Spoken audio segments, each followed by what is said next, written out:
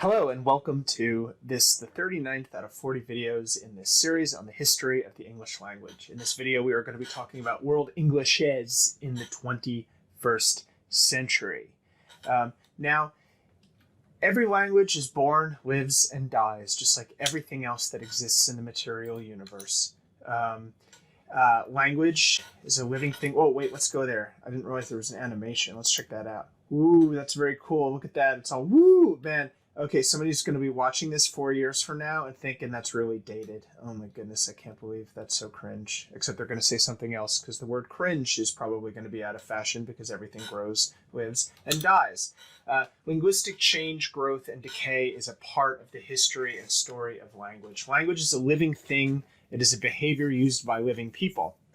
A living language is a changing language.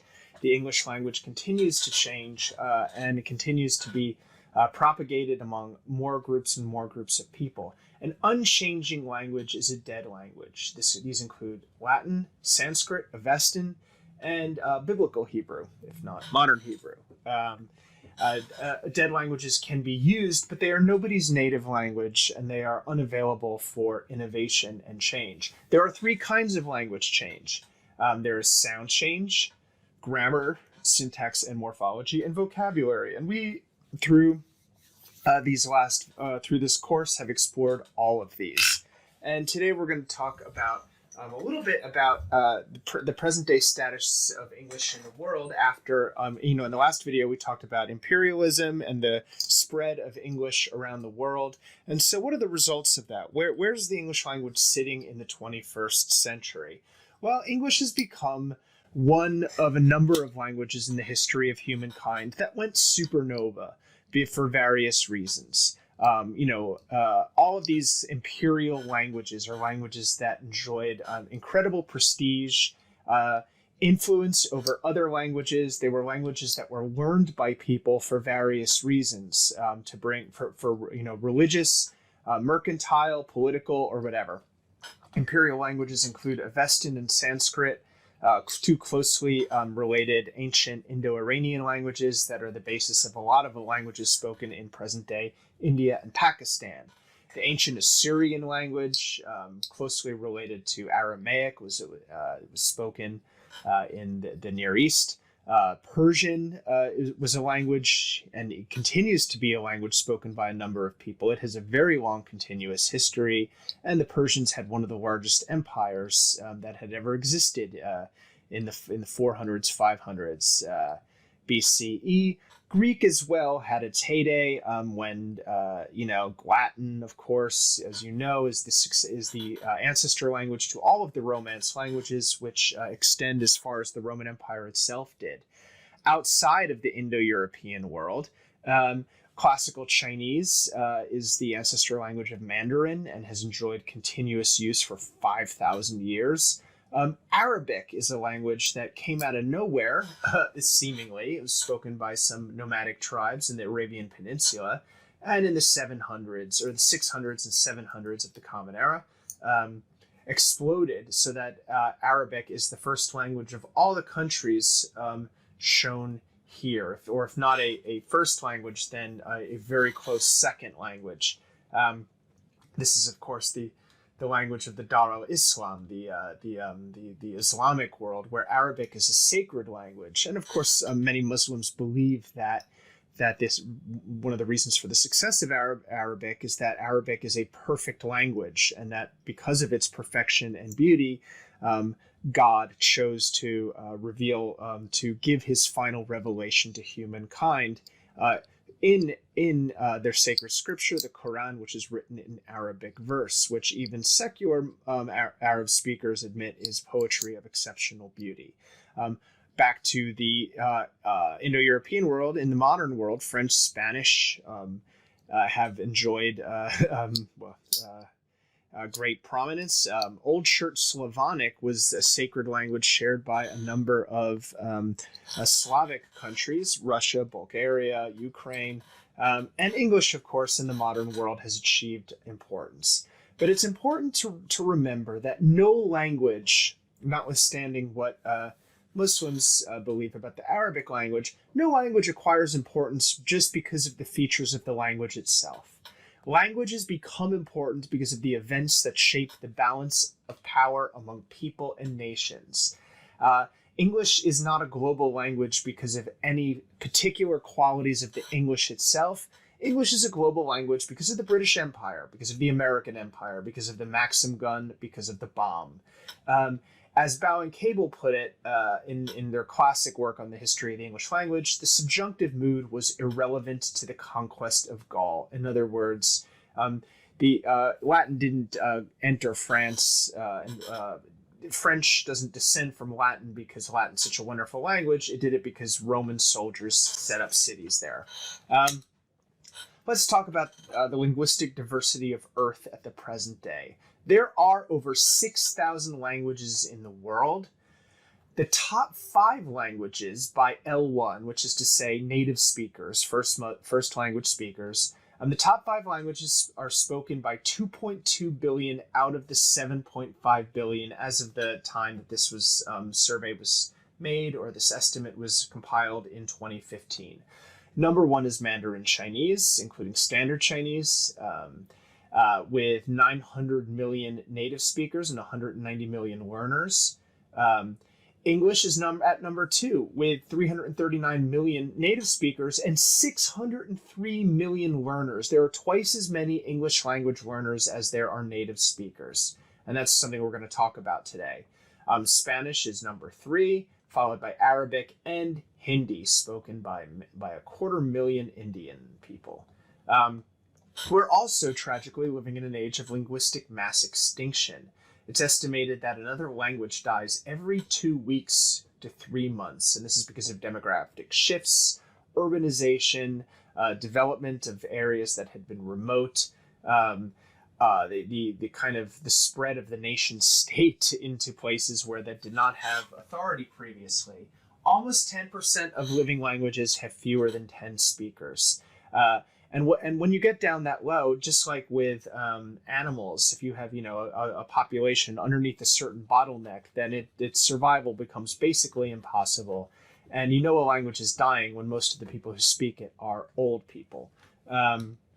Some dying languages have been successfully revived. We talked about Welsh and Navajo and Ojibwe, but languages continue to go extinct. The Rosetta Project is a organization dedicated to preserving dying languages. So let's talk about English. Let's focus in on English here and its global importance. There are about nowadays, since in 2015, there are 340 million native speakers. Now there's about 400 million native speakers in the UK, US, Canada, South Africa, Jamaica, Australia, New Zealand, to name a few. But there's almost 1 billion second language speakers of English.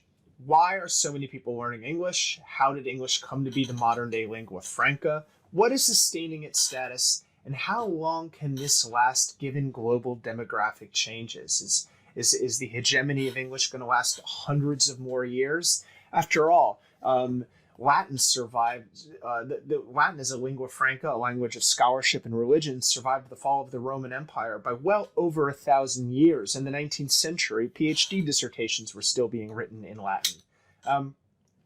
One source of its prominence is that it has a cosmopolitan vocabulary. There's that famous quote that we don't just borrow words. On occasion, English has pursued other languages down alleyways to beat them unconscious and rifle their pockets for new vocabulary. I'm not really sure what that means, but it's funny.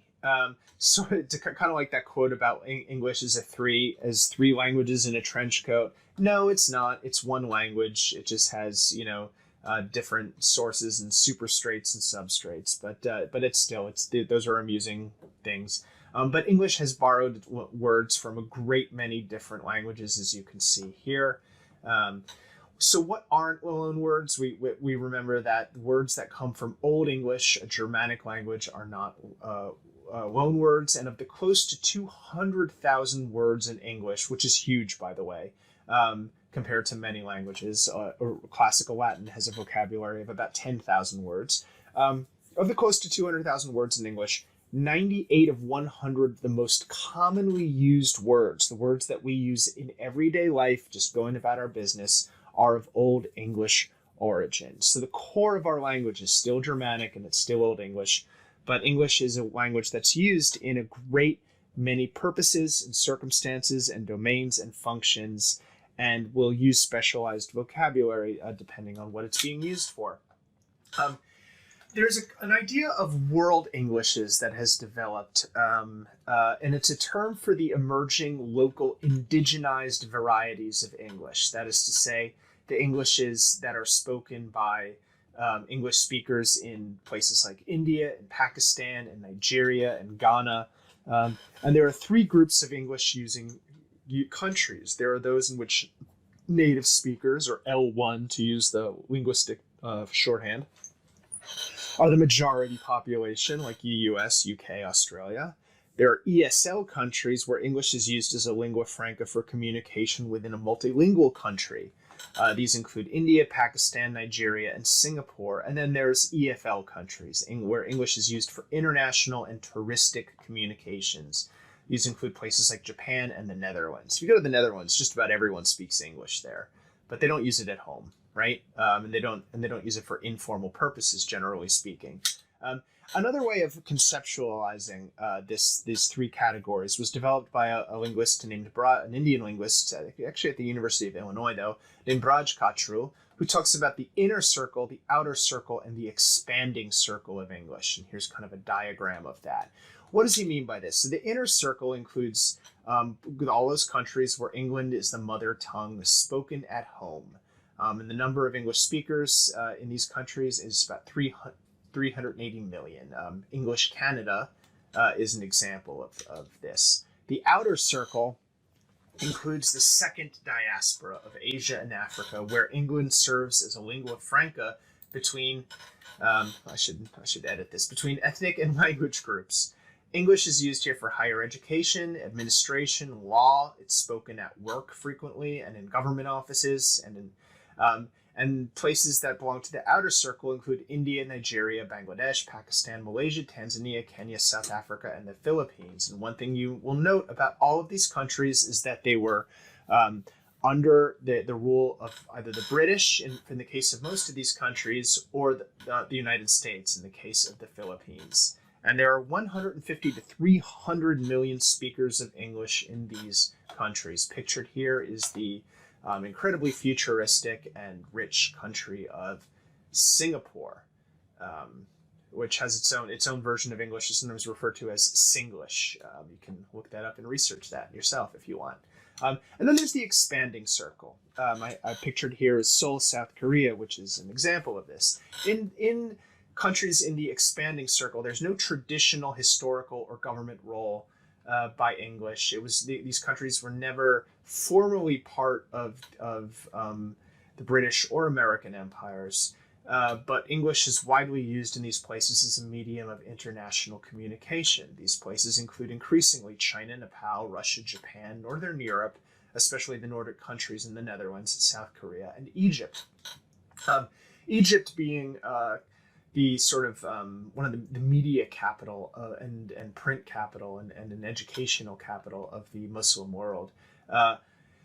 In the expanding circle, there are 100 million to 1 billion English learners worldwide, depending on how strictly you assess what it means to be an English learner, perhaps. So that's the three circles of world Englishes, and it gives you a sense of English around the world at the present day and its importance and status and prominence. The next video, we're going to talk about another factor in the 21st century in terms of the development of English, and that is the internet. Our final video will be on internet English.